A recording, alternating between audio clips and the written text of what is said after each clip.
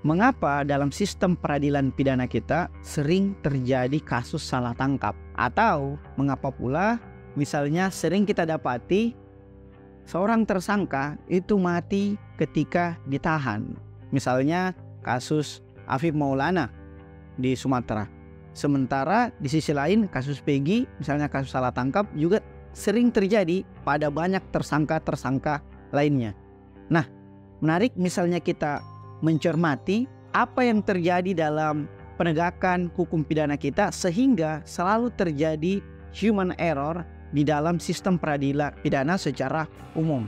Nah, mari kita meminjam kajian ilmu psikologi, dalam hal ini bias kognitif, untuk kemudian mengidentifikasi human error yang terjadi dalam penegakan hukum kita. Mari kita kaji dengan mengulas buku yang menarik yang berjudul Unfair, The New Science and Criminal Injustice, yang ditulis oleh Adam Benforado. Kita harus mendefinisikan terlebih dahulu apa yang kemudian disebut sebagai bias kognitif. Bias kognitif secara sederhana dapat kita definisikan sebagai kecenderungan dari otak kita untuk memproses sebuah informasi dengan cara yang salah atau error, sehingga ini adalah sesuatu yang natural yang terjadi dalam setiap otak manusia, sehingga kita perlu melakukan pemikiran mendalam terhadap seluruh pengetahuan yang telah kita proses tersebut. Disinilah kita memerlukan critical thinking dalam upaya memikirkan ulang apa yang telah kita pikirkan sebelumnya, sehingga kita tercegah dari bias kognitif. Nah, kemudian kita kaitkan dengan sistem peradilan pidana kita selama ini. Nah, misalnya dalam konteks korban dapat menjadi korban hukum dan dapat pula di saat yang bersamaan menjadi korban dari bias kognitif, sehingga dia mengalami dua pukulan. Pukulan pertama dia menjadi korban hukum, dan pukulan yang kedua adalah dia menjadi korban dari bias kognitif. Misalnya kita mengambil contoh korban yang berasal dari ras tertentu atau kelas sosial tertentu. Anggaplah kita mengambil contoh di Amerika, karena buku ini ditulis oleh orang Amerika, Adam Benforado. Misalnya orang kulit hitam dengan kelas ekonomi bawah, itu penanganan terhadap kejadian hukumnya atau ketika dia menjadi korban hukum itu selalu terlambat atau bahkan disepelekan. Nah, ini merupakan bias kognitif. Bahkan seringkali orang yang berkulit hitam dan kelas ekonomi bawah itu dianggap bukan sebagai korban tetapi sebagai tersangka dari sebuah kejahatan yang terjadi. Nah, di sisi lain korban juga tidak lepas atau tidak mutlak bebas dari bias kognitif itu sendiri. Banyak korban merasa bahwa dirinya itu diperlakukan tidak adil oleh sistem hukum. Dia menginginkan hukuman yang seberat-beratnya kepada tersangka. Padahal hukum yang adil hanya dapat ditafsirkan oleh hakim, sehingga korban tidak bisa menjadi hakim untuk dirinya sendiri. Begitupun misalnya dalam konteks penyidik. Penyidik seringkali melakukan intimidasi kepada seorang tersangka, sehingga ia memaksa tersangka untuk melakukan pengakuan palsu. Betapa banyak tersangka yang dilecehkan atau bahkan diperlakukan secara kasar, baik secara kekasaran fisik maupun kekasaran psikis di dalam tahanan di proses peradilan. Nah, ini membuat si tersangka melakukan pengakuan palsu yang sebenarnya bertentangan atau tidak sesuai dengan kejadian yang sebenarnya. Ini merupakan bias kognitif. Kenapa? Karena penyidik memaksakan informasi yang sudah tersedia ke dalam proses penegakannya. Misalnya contoh bias konfirmasi. Penyidik hanya mempercayai informasi yang memang sebelumnya sudah ada, sehingga informasi atau bukti baru sering disepelekan oleh penyidik. Misalnya pula dalam konteks ketika seseorang menjadi tersangka. Tersangka seringkali melakukan bias proyeksi atau merasa bahwa kejahatan tersebut tidak disebabkan oleh dirinya, sehingga dalam posisi ini tersangka melakukan playing victim atau memainkan peran sebagai korban. Dia kemudian memproyeksikan kesalahan tersebut baik itu kepada orang lain atau bahkan yang paling buruk adalah kepada sistem hukum secara universal, sehingga dia menganggap bahwa dirinya adalah korban bukannya tersangka. Sementara itu dalam konteks pengacara, misalnya pengacara seringkali melakukan bias konfirmasi dalam menyusun argumentasinya.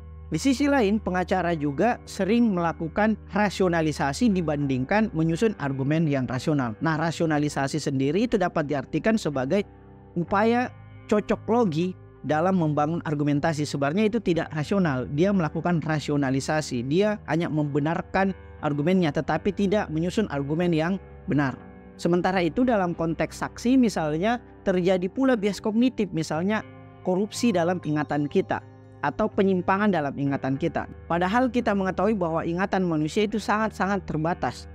Belum lagi kalau ingatan itu dipengaruhi oleh bias rasial, sehingga kita menganggap bahwa seseorang dalam ras tertentu atau kelas ekonomi tertentu itu identik dengan kejahatan. Inilah stereotip negatif yang terjadi pada ingatan kita, sehingga penggunaan teknologi misalnya CCTV, MRI dan sebagainya itu menjadi sesuatu yang sangat dibutuhkan dalam proses penegakan hukum pidana. Begitupun misalnya pada keterangan saksi ahli atau keterangan ahli.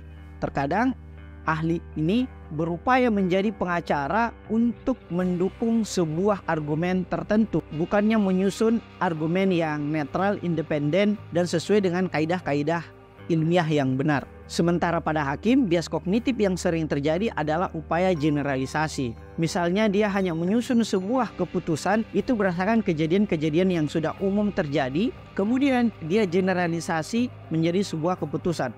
Contoh generalisasi misalnya ketika hakim memiliki ideologi, pengetahuan, pengalaman tertentu, ini yang kemudian disebut sebagai sesuatu yang a priori. Kemudian datang bukti baru dan keluarlah posteriori atau keputusan dari seorang hakim. Nah, hakim seringkali mengesampingkan bukti baru berdasarkan a priori atau pengetahuan yang sudah ia yakini sebelumnya. Inilah bias kognitif yang terjadi pada hakim.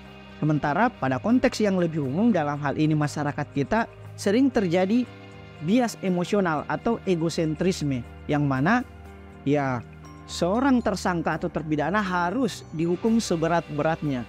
Padahal konteks mata ganti mata itu sudah sangat jauh ketinggalan dibandingkan proses pemidanaan yang lebih humanis. Nah, pada konteks tahanan misalnya selalu terjadi dehumanisasi pada tahanan di penjara.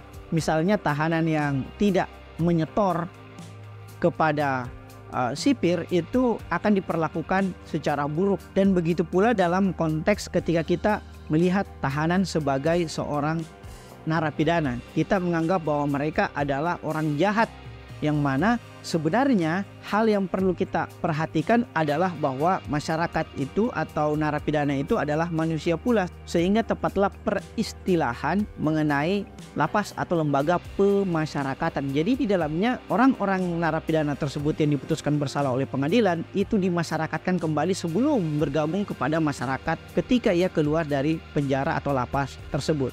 Nah, kesimpulannya adalah kita perlu melakukan humanisasi terhadap keadilan substantif kita.